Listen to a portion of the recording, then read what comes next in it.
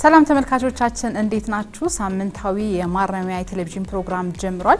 የዛሬ ማረሚያ ቴሌቪዥን ፕሮግራማችን በተለይም ፋና ሚዲያ ኮርፖሬሽን ከፌዴራል ማረሚያ ቤት ኮሚሽን ጋር በመተባበር የአፍሪካ የቅድመ ፍርድ እስርን ቀንን ምክንያት በማድረግ የምናዘጋጀው ፓናል ውይይት ነው። በሁለት ክፍል ወደ እናንተ የሚደርሰው በተለይም ደግሞ እንደ ሀገራችን ኢትዮጵያ የቀጠሮ እስረኞች አሉና በስፋት እነሱ ላይ ታሳቢ አድርገን በተለይ ያሉባቸው ችግሮች ምን ይመስላሉ፣ ችግሮቹን ለመቅረፍ ደግሞ ምን ስራዎች እየተሰሩ ነው፣ በቀጣይስ ደግሞ እየተሰሩ ያሉ ስራዎችን አጠናክሮ በማስቀጠል ሙሉ በሙሉ ችግሮችን ለመቅረፍ ምን ጅምሮች አሉ፣ ምን ነገሮችስ መሰራት አለባቸው በሚሉ ጉዳዮች ላይ ሀሳቦችን እናነሳለን። በሁለት ክፍል ፓናል ውይይታችን ማለት ነው።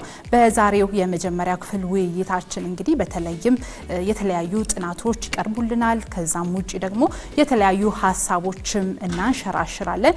ወደ ቀጥታ ወደ ፓናል ውይይታችን ከመሄዳችን በፊት ግን የፌዴራል ማረሚያ ቤት ኮሚሽን ኮሚሽነር ጀነራል የኑስ ሙሉ የመግቢያ ንግግር ያደርጉልናል።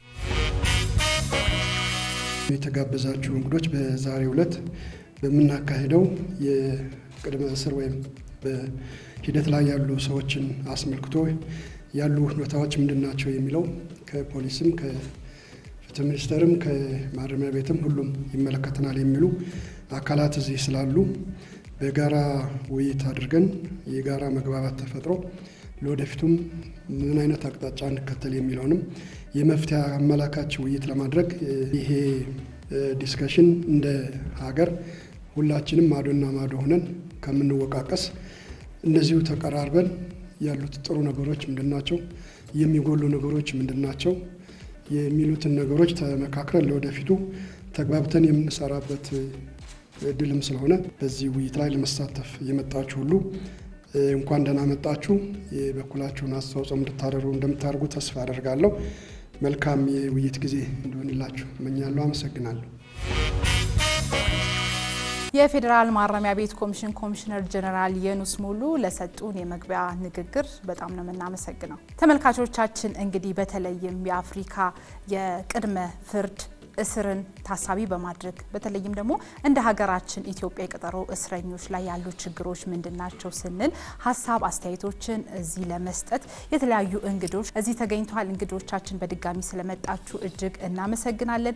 ወደ ውይይታችን ከመግባታችን በፊት ግን መነሻ ሁለት ጽሁፎች ይቀርቡልናል። የመጀመሪያውን መነሻ ጽሁፍ የሚያቀርቡልን አቶ ቴዎድሮስ ዳዊት ከተባበሩት መንግስታት የሰብአዊ መብት ድርጅት በተለይም ደግሞ ትኩረት አድርገው የሚያቀርቡልን የአፍሪካ ቅድመ ፍርድ እስር ጽንሰ ሀሳብ ጀምሮ አተገባበሩ ተግዳሮቶቹ ምን ይመስላሉ የሚሉትና ሁለተኛው ጽሁፋችን የሚሆነው ደግሞ ወይዘሪት ሜቲ ገቢሳ ከሴንተር ፎር ጀስቲስ የቅድመ ፍርድ ሂደቱ ምን ይመስላል፣ በተለይም ደግሞ እንደ ሀገራችን ኢትዮጵያ አተገባበሩስ ምን ይመስላል፣ ቀጣይ መፍትሄዎችስ ምን መሆን አለባቸው የሚሉት ላይ ተከታታይ ሁለቱን ጥናታዊ ጽሁፎች ተከታትለን ተመልሰን እንገናኛለን። በያላችሁበት ሰናይ ጊዜ። Guidelines on the conditions of arrest, police custody እና and pretrial detention in Africa ነው የሚለው በዋናነት የሚያነሳቸው ጽንሰ ሀሳቦች ወይም ጉዳዮች የእስር ስነ ስርዓቶች ምን ናቸው መሆን ያለባቸው የሚለውን ላይ ትኩረት ይሰጣል። ከዛ በተጨማሪ በፖሊስ ቁጥጥር ስር ለሚገኙ ሰዎች የሚደረጉ ጥበቃ ወይ እርምጃዎች ምን ናቸው የሚለውን ያሳያል። በተወሰነ ደረጃ ደግሞ የቅድመ ፍርድ እስራት ገደቦች ምን እንደሆኑ በተወሰነ ደረጃ የሚሸፍን ሰነድ ነው ማለት ነው። በዋናነት ቀን ተቆርጦለት በየዓመቱ እንዲታወስ የተፈለገበት ምክንያት የቅድመ ፍርድ እስረኞች ጋር በተገናኘ የሚፈጸሙ የመብት ጥሰቶች ወይም የሚገጥሟቸው መብታቸውን ለመፈጸም የሚገጥሟቸው እክሎች በበቂ ሁኔታ እንደ አህጉር ወይም እንደ አፍሪካ ትኩረት ያገኘ ጉዳይ ካለመሆኑ ጋር በተገናኘ የዛሬ 11 ዓመት ላይ ቅድም ያልኳችሁ ሰነድ ጸድቆ ቀኑን ደግሞ አስመልክቶ ደግሞ ለተለያዩ መንግስታትና ስቴክሆልደሮች ወይም ባለድርሻ አካላት ግንዛቤ ለመፍጠርና በተባበረ ክንድ ችግሮቹን ለማቃለል እንደ ሙሉ ለሙሉ እንኳን መፍታት ባይቻል ቢያንስ ለማቃለል የሚቻልበትን ሁኔታዎች ላይ ለመምከርና አስፈላጊውን እርምጃ ለመውሰድ በሚል ነው ማለት ነው እንደ አፍሪካ ታምኖበት የጸደቀው። ለምሳሌ በአፍሪካ አህጉር አንዳንድ ጥናቶች እንደሚያሳዩት በእስር ውስጥ ካሉ ግለሰቦች 36% የሚሆነው ማለትም ከመቶ 36 የሚሆኑ እስረኞች በዚህ ቅድም ባልነው በቅድመ ፍርድ እስር ውስጥ የሚገኙ ወይም ፍርድ ያልተፈረደባቸው እስረኞች ናቸው ማለት ነው። በተለይም ደግሞ የተወሰኑ የአፍሪካ ክፍሎችን በምንመለከትበት ጊዜ በተለይም ደግሞ ማዕከላዊና ምስራቃዊ አፍሪካን በምንመለከትበት ጊዜ ቁጥሩ እንደውም ከ36ም ጨምሮ እስከ 50% የሚሆነው ታሳሪ በዚህ ሁኔታ ፍርድ ያላገኙ እስረኞች ያሉበት ሁኔታ ነው ማለት ነው። ስለዚህ የቅድመ ፍርድ እስር ከየትኞቹ መብቶች ጋር ነው ሊጣረስ የሚችለው ወይ ሊጋጭ የሚችለው ወይም ጫና አተገባበራቸው ላይ ጫና ሊያሳድር የሚችለውን በምንመለከትበት ጊዜ አንደኛው የነጻነት መብት ነው። ያው አንድ ሰው በቁጥጥር ስር ብሎ በእስር ላይ ሲሆን ምንም ጥያቄ የሌለው አንዱ በዋናነት የሚገደበው መብቱ ከቦታ ቦታ የመንቀሳቀስ መብቱ ነው። ከዛ በተጨማሪ ፍትሃዊ የፍርድ ሂደት የማግኘት መብት ወይም በእንግሊዝኛ ፌር ትራያል የምንለውም ላይ ጫና የሚያሳድር ድርጊት ነው። ከዛ በተጨማሪ እንደምታውቁት ሁላችሁም ፍርድ ያልተፈረደባቸው ታሳሪዎች ነፃ ሆኖ የመገመት መብት አላቸው። ሆኖም ግን በመርህ ደረጃ ቢያንስ ሰዎችን አስሮ ወይም በማሰሪያ ቦታ አቆይቶ የፍርድ ሂደታቸውን እንዲከታተሉ ማድረግ ያው ይህንን ነፃ ሆኖ የመገመት መብታቸው ላይ ተጽዕኖ የሚያሳድር ሆኖ እናገኘዋለን ማለት ነው። ስለዚህ ምን ችግሮች ይፈጥራሉ የሚለው የእስር ቤቶችን መጨናነቅ ይፈጥራል ማለት ነው። ከዚህ ጋር ደግሞ በተገናኘ እንደምታውቁት አብዛኛው የአፍሪካ ሀገር በኢኮኖሚ በደንብ የበለጸገ ካለመሆኑ ጋር በተገናኘና ለሴክተሩም የሚሰጠው ትኩረት ዝቅተኛ ከመሆኑ ጋር በተገናኘ አስፈላጊውን ግብዓት ሰዎች በእስር ላይ ሲውሉ እንደ ሰው ልጅ ክብራቸውን ጠብቆ መያዝ እንዲችሉ የሚያስፈልጉ ግብዓቶችን ከማግኘት ወይም ከማሟላት አንጻርም ከፍተኛ ተግዳሮቶችን ይፈጥራል ማለት ነው። ከዚህም ጋር በተገናኘ አንዳንድ ከጤና ጋር የተገናኙ ችግሮች በተለይ ተስቦ ተላላፊ የሆኑ በሽቶች አንድ ላይ ሰዎች በተጨናነቀ መንገድ በሚያድሩበት በሚቀመጡበት ጊዜ የተባባሰ በሆነ ሁኔታ እንደ ቲቢ የመሳሰሉ ነገሮች እንዲዛመቱም ምክንያት ይሆናል ማለት ነው። ምንም ሌላ ጥያቄ የሌለው ደግሞ ስራ መስራት ስለማይችል እስር ላይ ያለ ሰው የገቢና የኑሮ መሰረት ላይ መጥፋት ወይም የማናጋትን ነገር ይፈጥራል። ማህበራዊ ማግለልና መጥፎ ስም እንዲኖረንም ሊያደርግ ይችላል። ምክንያቱም አንድ ሰው እስር ላይ በሚሆንበት ጊዜ በተለይ በማህበረሰቡ የሚኖረው እይታ ያው ወንጀለኛ ስለሆነ ነው፣ ጥፋተኛ ስለሆነ ነው የሚል ግንዛቤ ባይሆን እንኳን እና የፍርድ እንኳን አግኝቶ ባይሆን እንኳን ያንን አይነት ግንዛቤ በማህበረሰቡ ዘንድ እንዲኖር ከማድረግ አንጻር የስም ማጥፋት ወይም በጎ ባልሆነ መንገድ ግለሰቡ እንዲታይ ሊያደርግ ይችላል። ቀላል ወንጀሎችን በወንጀል ተጠያቂነት መቅጣት አንዱ ይሄ ነገር እንዲጨምር ወይም በርካታ የሆኑ ተጠርጣሪዎች በእስር እንዲቆዩ ችግር ይፈጥራል ማለት ነው። ስለዚህ የሚመከረው ያው በኋላም እንደምታዩት ቀለል ያሉ ወንጀሎችን ግለሰቦች እስር ቤት መቆየት ሳያስፈልጋቸው ወይም አንዳንዶቹን ደግሞ በወንጀልን መቅጣት ሳያስፈልግ በሌሎች እርምጃዎች መፍትሄ የሚያገኙበት ሁኔታ ማመቻቸት ነው። ከእስር ውጭ ያሉ አማራጮችን መፈለግ ይቻላል። ምናልባት ደካማ የሆነ የፖሊስ ተጠያቂነት ስርዓትም ይሄን ችግር የጎላ እንዲሆን ከማድረግ አንጻር አስተዋጽኦ ያደርጋል። በተመሳሳይ የአቃቤ ሕግ መስሪያ ቤትም ውጤታማ ያልሆነ ሲሆን ይሄ ነገር የጎላ ችግር በማህበረሰብ ውስጥ እንዲፈጠር ችግር ይፈጥራል ማለት ነው። በተደጋጋሚ ከእስር ቤት እየመጡ ቀን ቀጠሮ እየተሰጠባቸው ዳኛ የለም፣ ዳኛ ተለውጧል፣ ዳኛ እጥረት አለ የመሳሰሉ ነገሮች እየተባሉ ለምልልስ ሊዳረጉ ይችላሉ። ስለዚህ እነዚህን የመሳሰሉ ነገሮች ችግሩን የጎላ እንዲሆን ያደርገዋል ማለት ነው።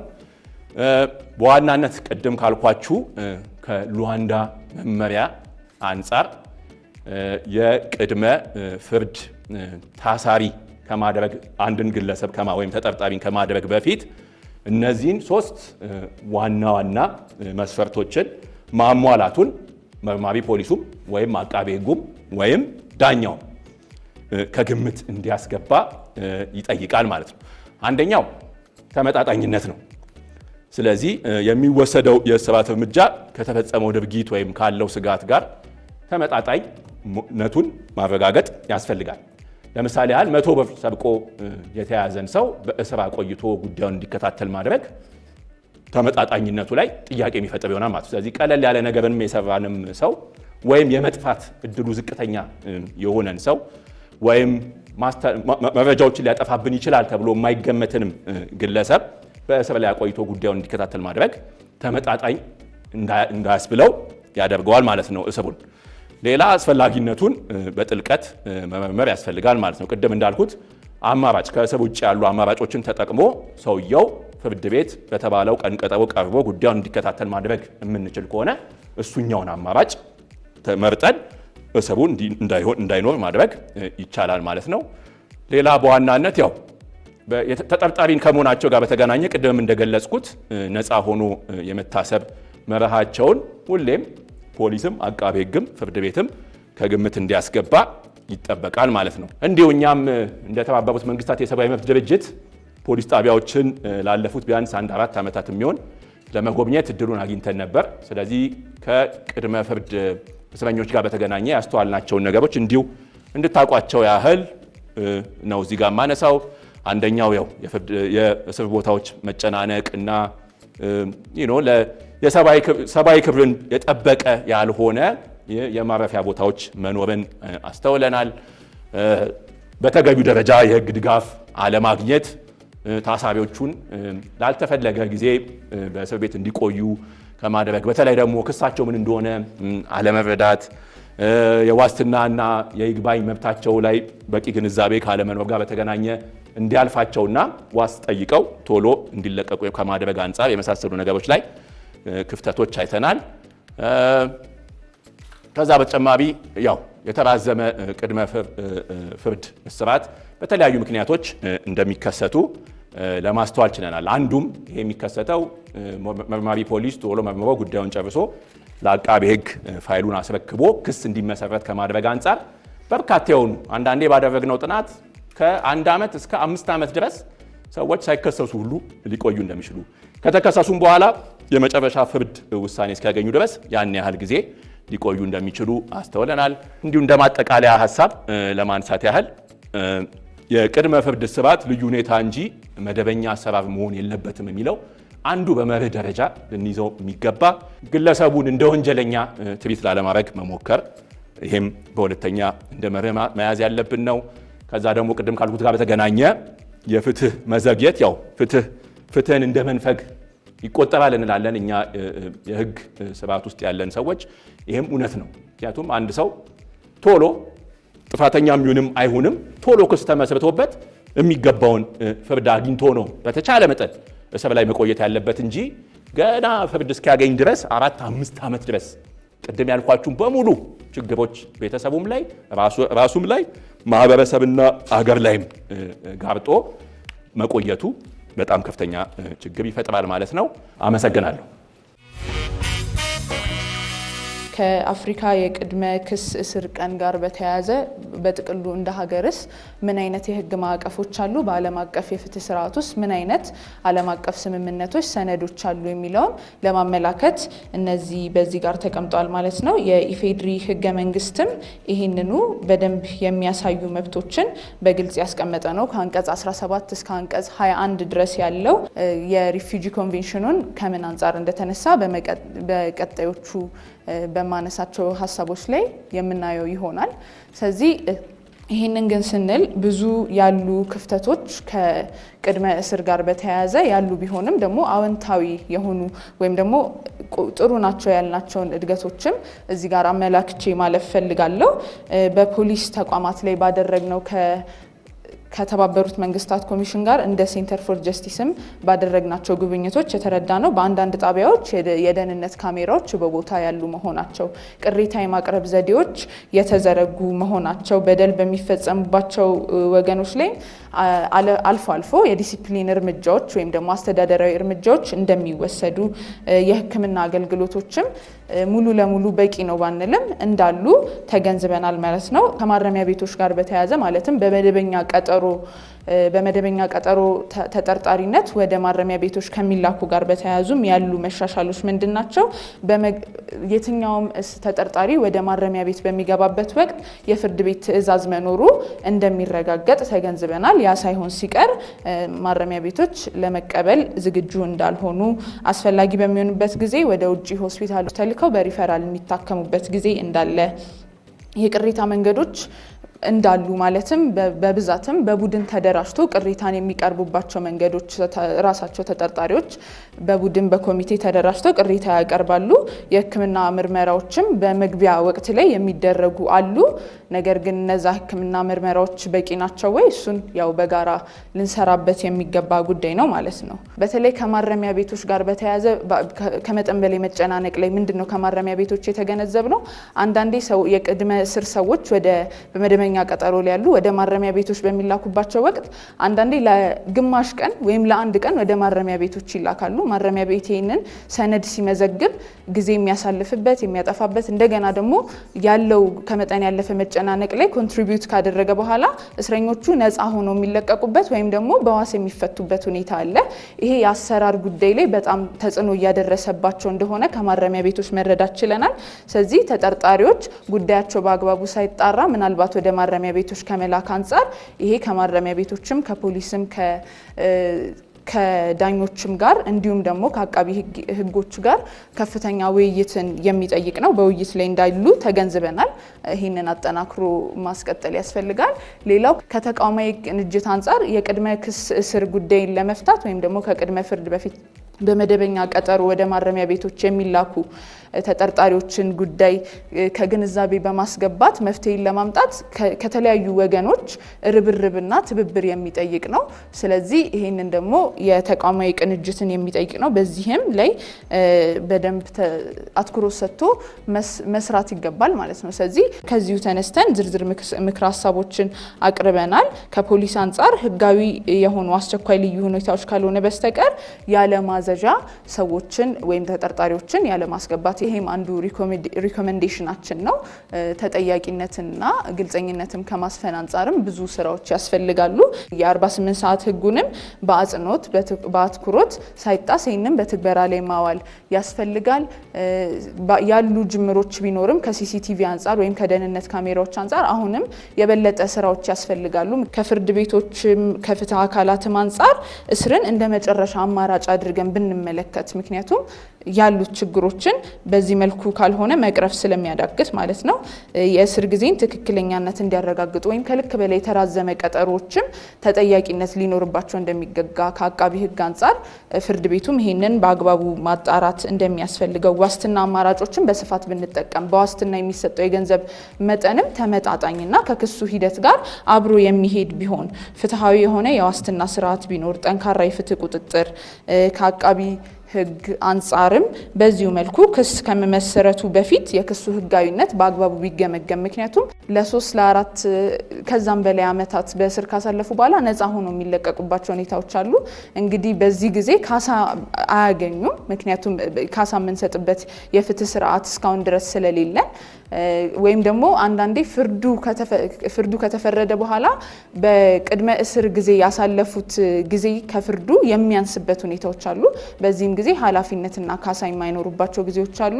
ይሄ ደግሞ ከተጠርጣሪዎች መብት አንጻር በጣም ሰዎች ቤተሰባቸውን፣ ኢኮኖሚያቸውን፣ ሁሉም ስራቸው ከተበተነባቸው በኋላ ነፃ ሆነው ሲለቀቁ እንግዲህ መገመት እንችላለን ምን አይነት ማህበራዊ ቀውስ ሊያስከትል እንደሚችል ማለት ነው። የነፃ ህግ ድጋፍ አገልግሎትንም በደንብ ማጠናከር ማስፋት ነፃ ህግ ድጋፍ አገልግሎት ደግሞ ከስረ መሰረት ማለትም ገና ክስ ሲመሰረት ጀምሮ ማስፋት ብንችል ምናልባት አንዳንድ ጉዳዮች እስከ ማረሚያም እስከ እስርም እስከ ፍርድም የማይደርሱባቸው ሁኔታዎች አሉ። ምክንያቱም ህግን ካለመገንዘብ አንጻርም የሚመጡ ክፍተቶች ስላሉ ይሄም ትልቁ ጥቆማችን ነው። ስላዳመጣችሁኝ በጣም አመሰግናለሁ።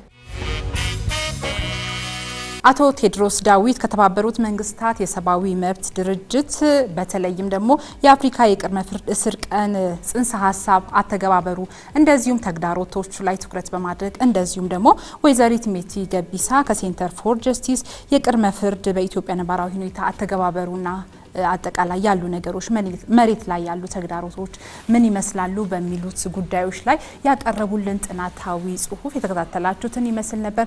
አሁን ቀጥታ ወደ ውይይቱ እንገባለን። የተለያዩ እንግዶች እንግዲህ ከፌዴራል ማረሚያ ቤት ኮሚሽን እንደዚሁም ከተጠሪ ተቋማት እዚህ ተገኝተዋል። ወደ ውይይቱ የምናመራ ነው የሚሆነው። አሁንም በያላችሁበት ሰናይ ጊዜ።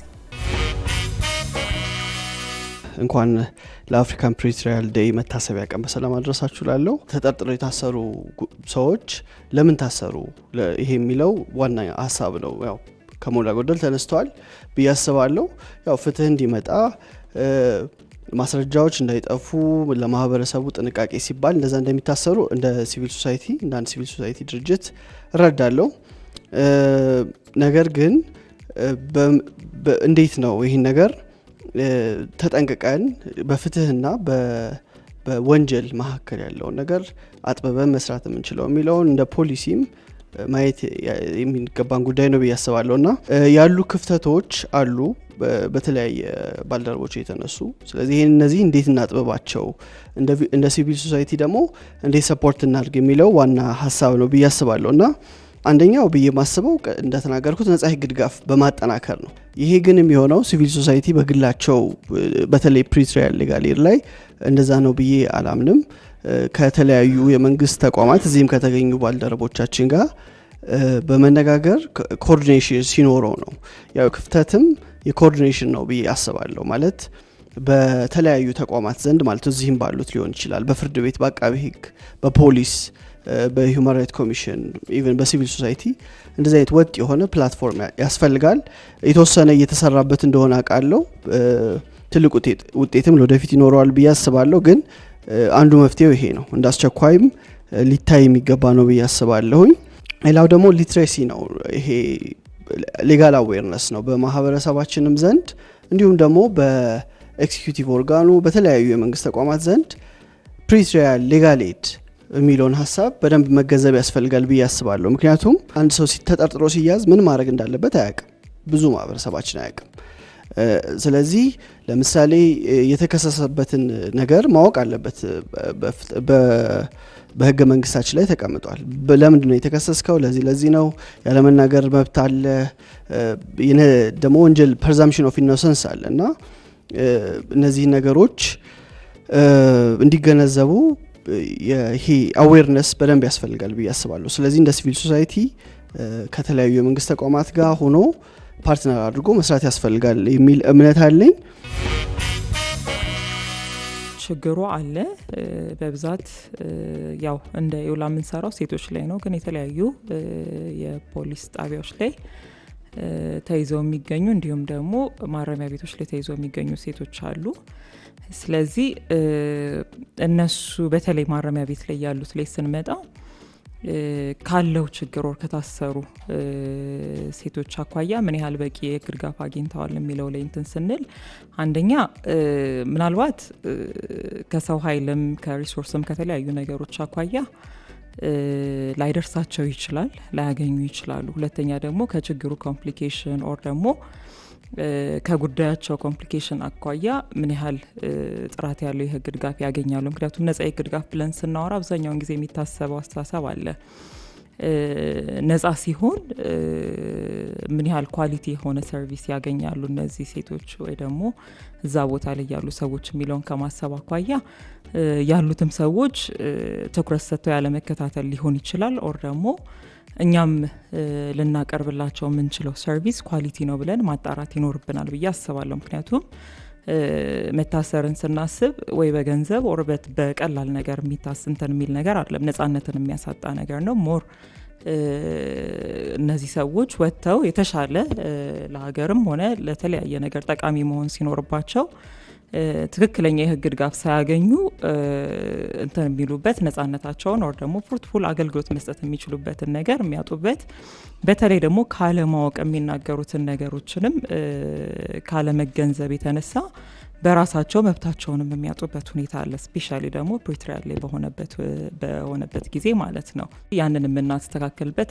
እንደተባለው ምናልባት በጥምረት የምንሰራበት ኳሊቲ ሰርቪስ የምንሰጥበት ከተቻለ ደግሞ እዛ ያሉት ደግሞ በራሳቸው መከራከር እንዲችሉ ስልጠና የምንሰጥበት ሁሉንም ላናደርስ እንችላለን፣ ግን ደግሞ እነሱን ማብቃት ደግሞ እንችላለን። ያለውን ክፍተት ያለውን ችግር መናገር የሚችሉትን ነገር ደግሞ መጠየቅ የሚችሉትን ነገር ደግሞ ማብቃትና እንዲሰለጥኑ ማድረግ እንችላለን። ስለዚህ እንደዛ የምንሰራበት ኮኦርዲኔሽን የሚፈጠርበት ፕላትፎርሞች ወር ደግሞ ራሳችንም ደግሞ ተነጋግረን የምናስተካክልበት ሁኔታ ቢፈጠር የተሻለ ነው ብዬ አስባለሁ። ህጎቻችን በተወሰነ መልኩ በቂ ናቸው ላለው ነው። ችግር ያለው አተገባበሩ ጋር ነው ያለው፣ ኢምፕሊሜንቴሽኑ ጋር ነው ችግር ያለው። ኢምፕሊሜንቴሽኑ ላይ ያለውን ችግር ደግሞ እንደ ፍትህ ሚኒስቴር እኛ እንዳልኩ ጉብኝት እናደርጋለን። ከጉብኝቱ ደግሞ ያለውን ውጤት ፋይንዲንግ ለበላይ አመራሮች ሪፖርት እናደርጋለን። እነሱ ደግሞ ወደ ተግባር እንዲቀየር የራሳቸው ሚና ይወጣሉ ማለት ነው። የኛ ህጎች ክፍተት ያለው ብዬ ነው የማስበው የወንጀል ህግ ስነ ስርዓቱ አንቀጽ 59 ላይ ያለው ሪማንድ የሚሰጥበት አፕሊኬሽን ወይ ደግሞ ምንድነው ማመልከቻ ፖሊስ የጊዜ ቀጠሮ ሲጠይቅ የጊዜ ቀጠሮ ለምን ያህል ጊዜ መጠየቅ ይችላል የሚለው ነገር ችግር ነበረ። አሁን ግን የአዲሱ የወንጀል ህግ ስነ ስርዓት እስከ 4 ወር ድረስ መስጠት እንደሚቻል ብቻ ገደብ የሰጠ ይመስለኛል። ከዛ በዘለለ ግን የፍርድ ቤቶች የፍቅደ ስልጣን ራሱ በትክክል ፕሮፌሽናሊ መታየት አለበት። የዲሲፕሊን ችግሮችም ሊኖሩ ይችላሉ ፕሮፌሽናሎችም ይሰሩት እሱን በውስጥ ደንባቸው የፍርድ ቤት ከሆነ በፍርድ ቤት የፖሊስ ከሆነ በፖሊስ በአቃቤ ህግም ከሆነ በአቃቤ ህግ ከመከታተል ውጪ ህጎቻችን ዛትማች ክፍተት ያለባቸው አይመስሉኝም። ሌላ ስልጠናም ያስፈልጋል። የባለሙያዎች ወይ ደግሞ የአክተሮች የህግ ግንዛቤ ሊታይ ይችላል። የነሱም በትሬኒንግ እና በሌሎች አቂም ማጎልበት ያስፈልጋል። ሌላ የሎጂስቲክ ችግርም ይኖራል። እዚህ አዲስ አበባ ላይ እንደ ሀገር ስናነሳ እንደ አዲስ አበባ አይደለም።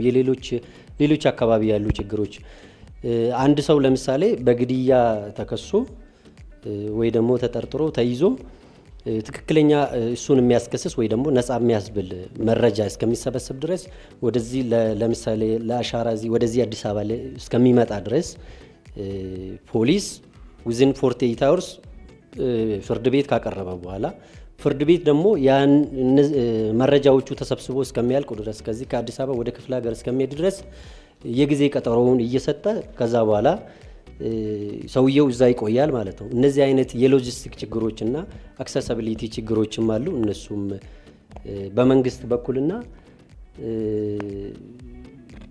በኩል ሊፈቱ ይገባሉ ብዬ አስባለሁ። ሌላ ፍርድ ቤቶች ራሳቸው የዋስ መብትን ሲጠብቁ ምን አይነት ሁኔታዎችን ማየት አለባቸው የሚለው ነገር በህጉ በግልጽ ተቀምጧል። እሱን ደግሞ ስትሪክትሊ በውስጥ ወይ ደግሞ በራሳቸው ህግ መሰረት ወይ ሬጉሌሽን የነሱ ውሳኔም ሪቪው መደረግ አለበት ማለት ነው። አመሰግናለሁ።